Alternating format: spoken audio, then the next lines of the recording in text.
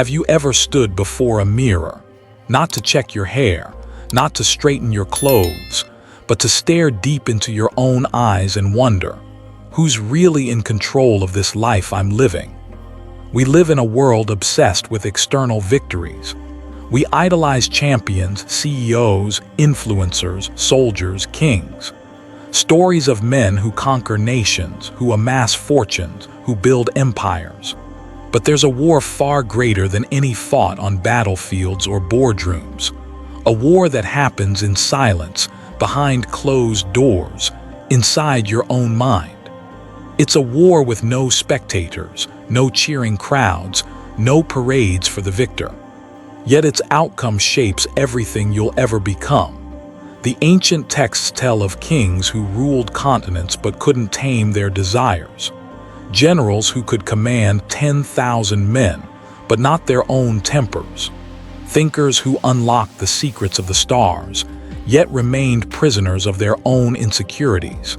And then there was the Buddha, a prince who walked away from palaces and pleasures, not because he was weak, but because he understood a truth most of us spend lifetimes avoiding. That the fiercest enemy you will ever face is not someone standing before you, but the restless, untamed mind inside you. He called it Mara, the tempter, the deceiver, the storm within.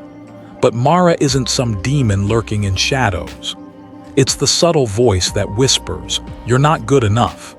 It's the anger that erupts when things don't go your way. The craving that leaves you hollow after every indulgence.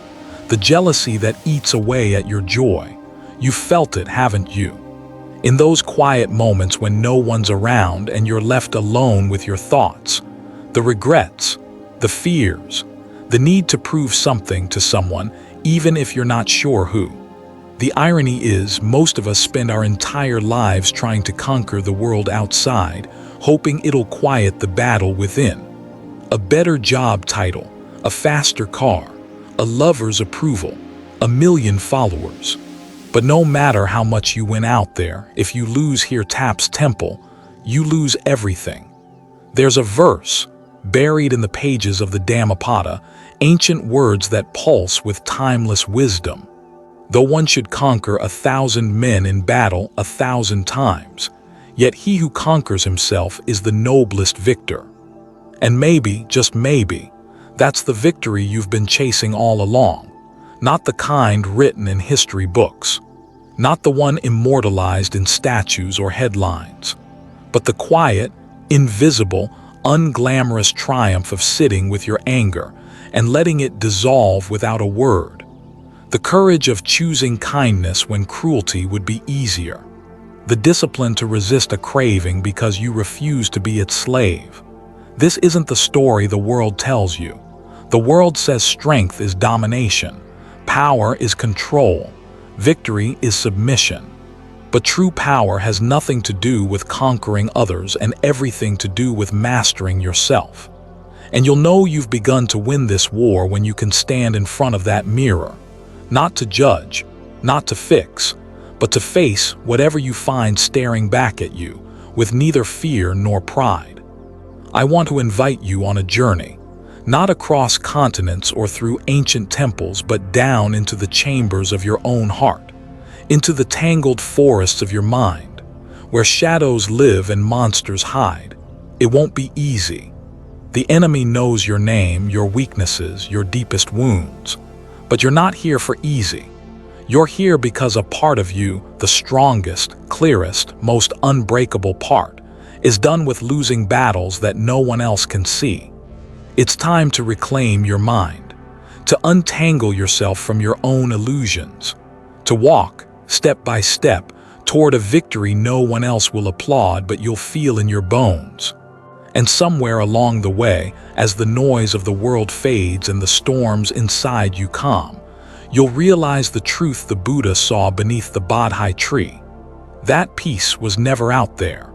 It was always waiting in you.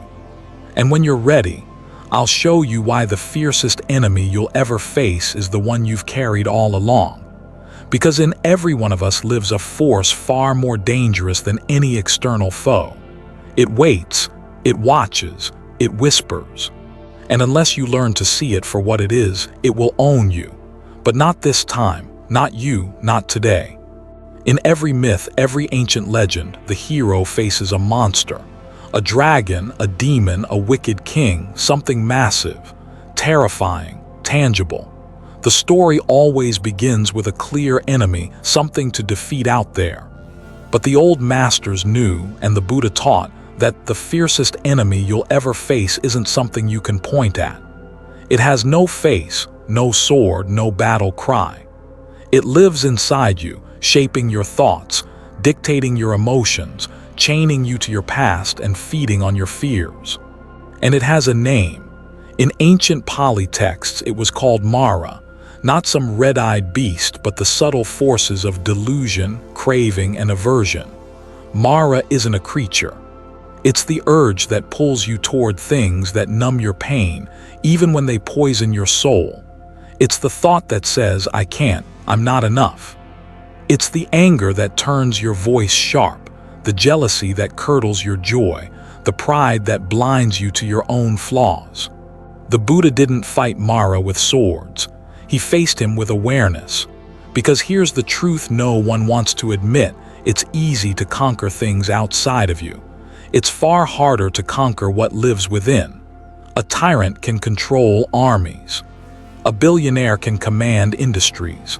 A celebrity can influence millions. But none of it matters if they can't control their own mind. Look closely and you'll see it everywhere. The CEO worth billions, sleepless and anxious. The famous star adored by millions, haunted by insecurity. The warrior undefeated in battle, undone by his own rage. The Buddha taught that it isn't what happens around you that destroys your peace, it's what happens within you. The reason this inner enemy is the strongest is simple. You can't run from it. You can't exile it. You can't kill it, because it is you. It's the untrained mind running wild, dragging you into old habits, old fears, old wounds. It convinces you that happiness lies just one promotion away, one relationship away, one revenge away. It dangles pleasure like a carrot on a stick, forever out of reach. And most people never realize they're chasing illusions until their entire life has passed them by. But the Buddha saw through it.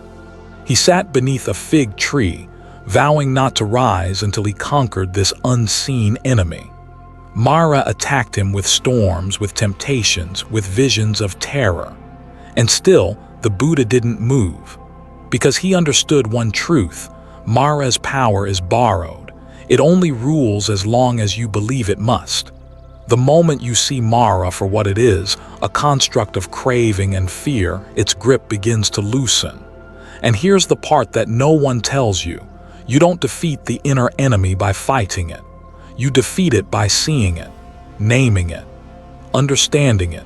The Buddha didn't strike Mara down. He simply said, I see you, Mara. And in that moment, the illusion broke. This is the wisdom too many overlook. Most of us are busy trying to fix our circumstances, when it's our perception that needs healing. We blame the noisy world, the difficult people, the endless demands, when it's our own mind creating the battlefield.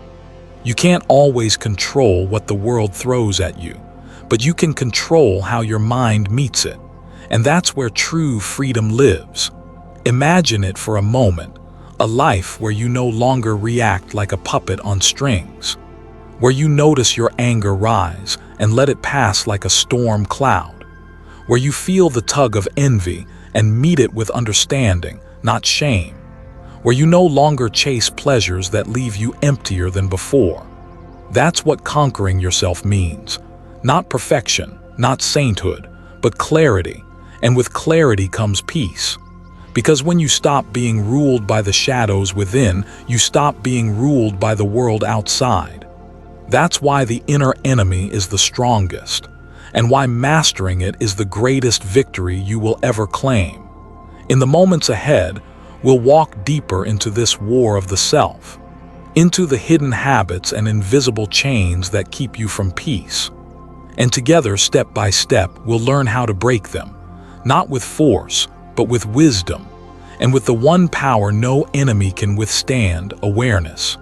Long before neon cities lit the night, before empires rose and fell, before the clamor of modern life drowned out the voice within, there were thinkers, quiet men in simple robes, scribes, philosophers, wandering sages who spent their days not chasing fortune, but chasing understanding.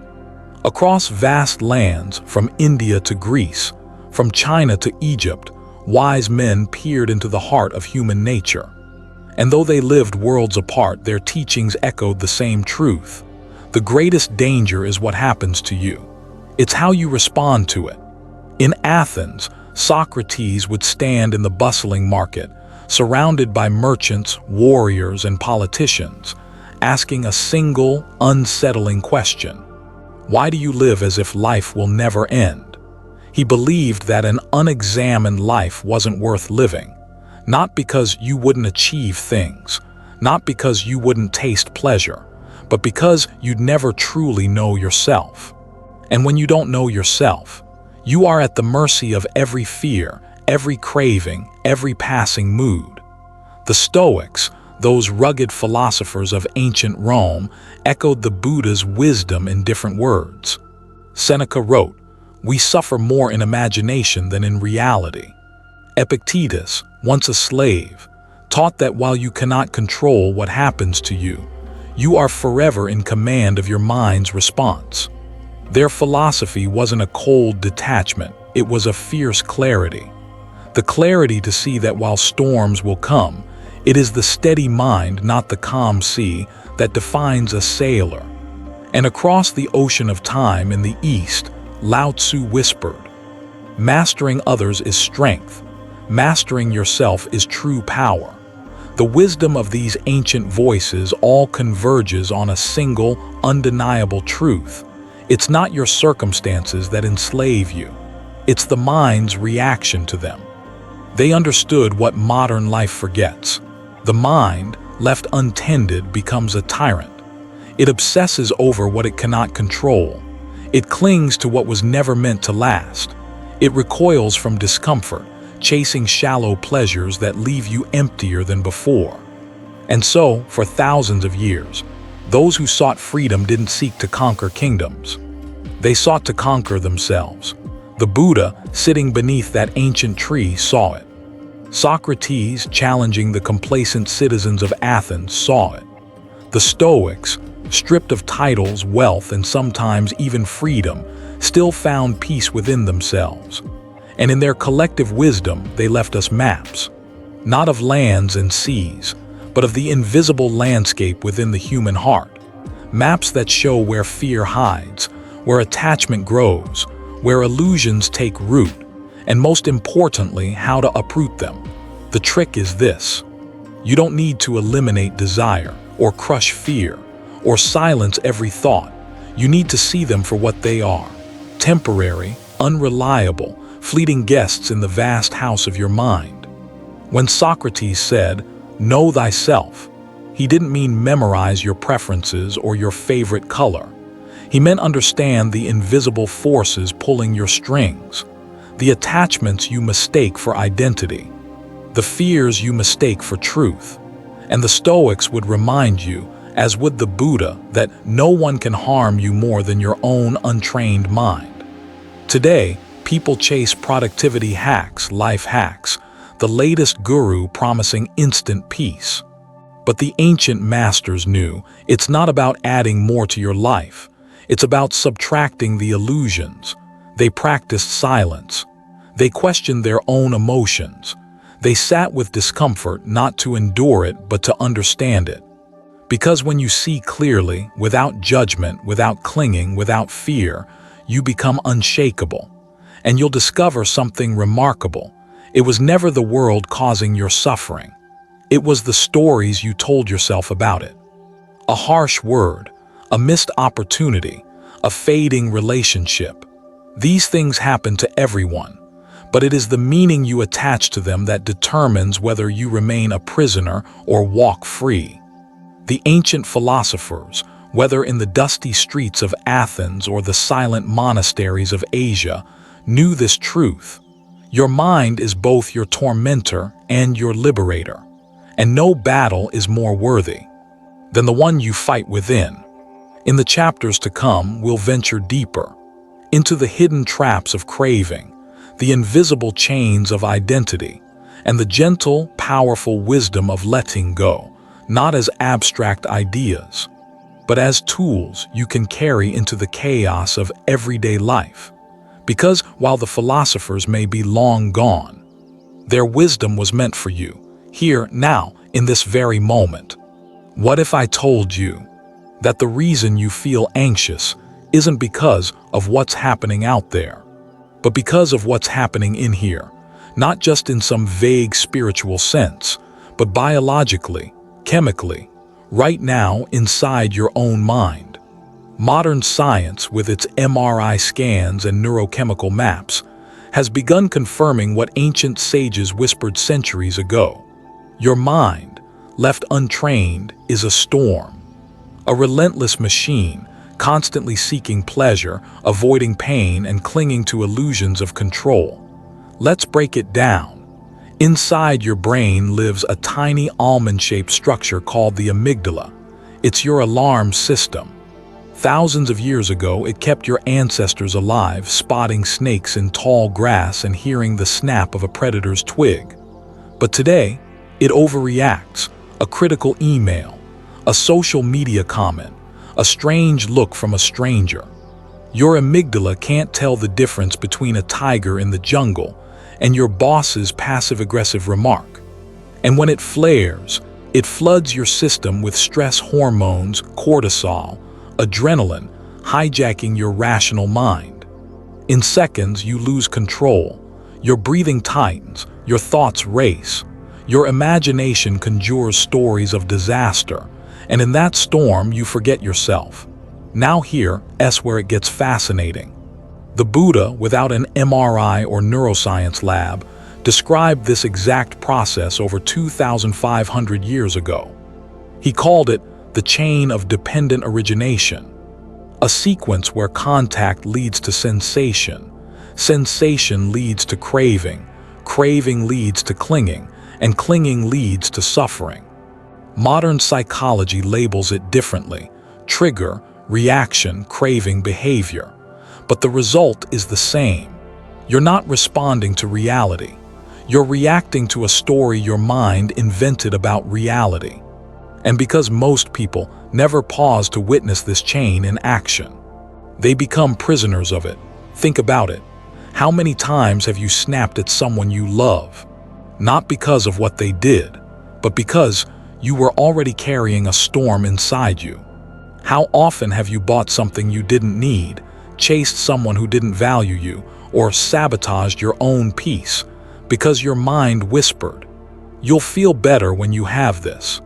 And yet it never lasts, that fleeting high, that temporary relief. It's the mind chasing itself in circles. Here's the catch. Your mind was designed to survive, not to make you happy, to spot problems, not to feel peace. That's why even on your best days, it finds something to worry about. A scratch on your car, a comment left unread, a future scenario that hasn't and may never happen. And the more you identify with these passing thoughts and emotions, the more you believe you are them.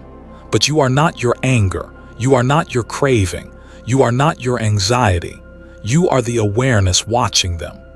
The sages called it the witness, the still, silent observer behind the storm.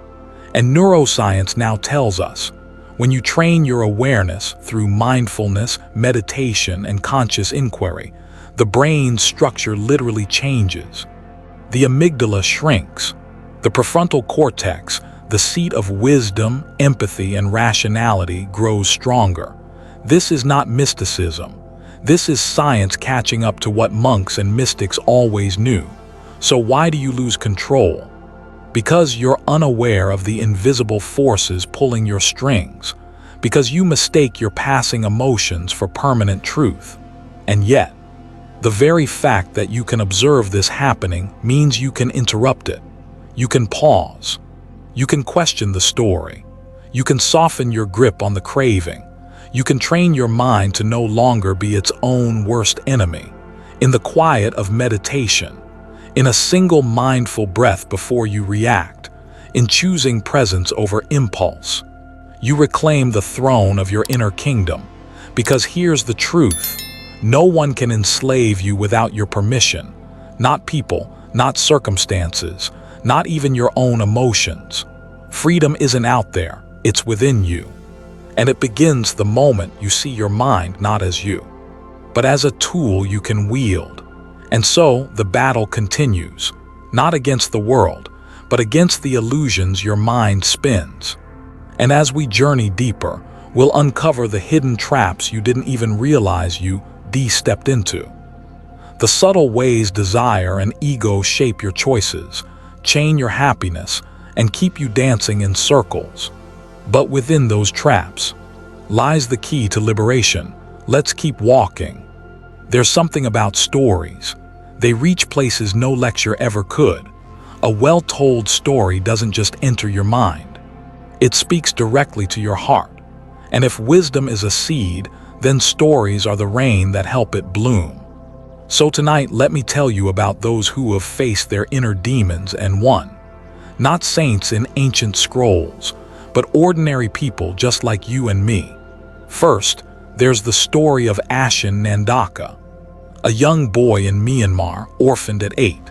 He grew up in a monastery, not because he chose the robe, but because he had nowhere else to go. For years, his heart was filled with anger at his parents for leaving, at the monks for their strict rules, at life for being so unbearably unfair. But then, one rainy season, while meditating under the swaying trees, something shifted. He watched a line of ants carry crumbs across a stone path for hours, and for the first time he realized these tiny beings carried their burdens without complaint, without blame, without self-pity.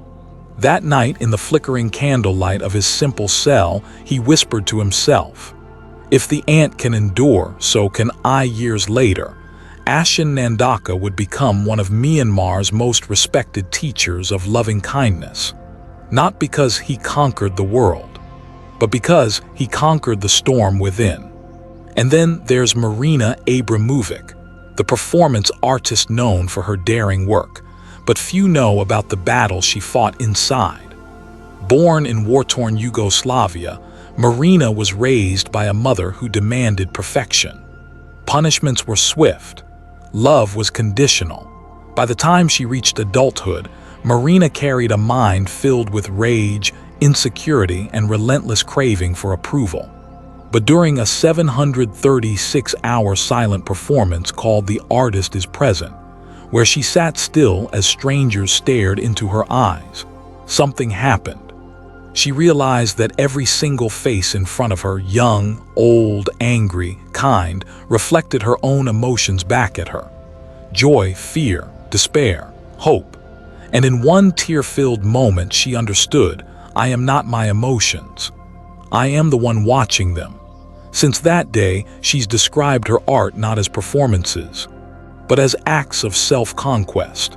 And then there's James Baldwin, a black writer in 1960s America, in a time when his very identity was considered a crime.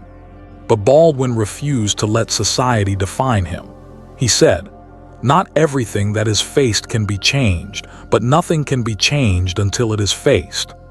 And so, night after night, he sat alone with his fears, his anger, his heartbreak. He wrote, not for applause, but to wrestle with his own demons. His words weren't just essays, they were battlegrounds. And through that battle, he emerged not bitter, but radiant with compassion. A man who knew that true strength was the courage to stay open-hearted in a world that tried to close him. You see, across centuries, across cultures, across different lives, the battle is always the same. Whether it's a monk in Myanmar, an artist in New York, or a writer in Paris, the enemy isn't out there. It's the fear inside you, the craving for validation, the anger that poisons your heart long after the wound has closed. But these stories remind us it can be done. The storm can be stilled, the mind can be trained, and the heart can heal. And perhaps the most beautiful truth is this: every single person who conquered themselves started in the same place you are now. Doubtful, restless, angry, lost, but they took a step, and then another, and slowly, without even realizing it, they began to win battles no one could see. And if they could do it, so can you, because it isn't about being perfect. It's about noticing when you're lost, and choosing again and again to return to yourself, to your breath, to the present moment, to that quiet witness behind the noise. In a world obsessed with conquering nations, titles, and followers, the greatest victory remains unchanged. Conquer yourself, and you conquer the world. And as we journey onward, it's time we look closer at the subtle enemies hiding in plain sight, the traps we willingly walk into, the voices that whisper, "This is who you are, you can't escape it." But you can, and you will. Let's keep going. So how do you conquer yourself? Is it a sudden bolt of enlightenment, a thunderclap moment where everything changes forever? No, it's quieter than that. It's simpler and far more beautiful. See, the greatest lie we've been sold is that change comes from force, that to master ourselves we need to suppress, to fight, to dominate. But the ancient wisdom of the Buddha whispers a different truth. What you resist persists. The true path isn't about crushing your anger or suffocating your desires. It's about understanding them, like a kind gardener tending to wild, overgrown weeds. You don't rip them out in rage. You kneel down, you study their roots. You ask them how they grew, and then gently, you begin to clear the soil. The first step to conquering yourself is to become aware. Most people spend their entire lives asleep, reacting, chasing, avoiding, never pausing to ask, what is this emotion? Where is it coming from? Who is watching it? But the moment you stop and notice, not judge, just notice, you take back your power. When anger rises, watch it. Feel the heat in your chest, the tightening jaw, the sharp thoughts. And instead of becoming it, be the one who observes. When craving whispers, if you get this, you'll finally be happy, smile. Watch how your mind spins stories, how it hooks you like a fisherman casting bait. And remember, you are the ocean, not the hook. The Buddha called this mindfulness, not as a trendy hobby, but as the very key to freedom. To conquer yourself is to catch yourself in the act of forgetting, and to gently, patiently return to your breath, to the present moment, to the quiet witness behind the noise. And as you practice this, something incredible happens. The emotions you feared, anger, jealousy, fear, lose their grip, not because they vanish, but because you no longer feed them. Desire isn't the problem, clinging to it is. Ego isn't the problem, believing it is you is. Pain isn't the problem, running from it is. So the path isn't a single road, it's 1,000 tiny choices, moment by moment. Do I follow this angry thought or watch it like a cloud passing by? Do I chase this craving or sit quietly and feel its hunger dissolve? Do I need to be right, or is it enough to be at peace? Every small victory matters.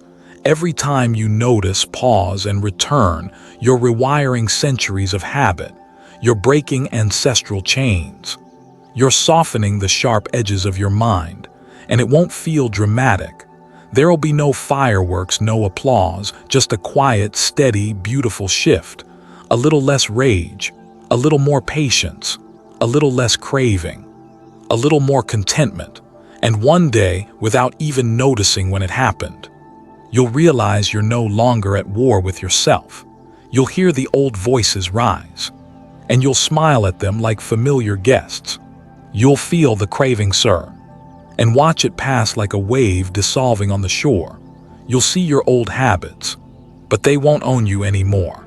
This is the victory no one sees, the one no one posts about. the kind that turns ordinary people into radiant, unshakable souls. And if you want to know where to start, it's simple. The next time you feel triggered, don't react. Pause, breathe, notice. The battle is happening in that exact moment. And in that moment you choose to be lost or to return, not once, but again and again and again, until one day, it's no longer a struggle. It's just who you are. A human being who has conquered the only thing worth conquering, yourself. And as our journey draws to a close, there's one final truth to share. A reminder that all battles, all wisdom, all victories lead to one place. A truth so simple, so profound, that it reshapes everything you thought you knew about strength. Let's walk there together. And so we arrive, not at the end, but at the beginning of something far greater. Because you see, the final victory isn't a grand event. It's not a shining moment where the heavens part and the universe applauds you. It's silence. It's peace. A stillness so profound that even when storms rage around you, you remain unmoved. The Buddha called this equanimity, a state of calm, unshaken by pleasure or pain, success or failure, praise or blame. It is the freedom of the unshaken mind, not because life stops throwing challenges at you, but because you no longer cling to them. You watch them come, you watch them go, and in between you rest in something eternal. There's a story from the Zen tradition of a student who asked his master, "Master, how do I find peace?" The old monk smiled and replied, "I don't lose myself in the waves." The student asked, "But what if the storm is too big?" The master said, "Then I become the ocean."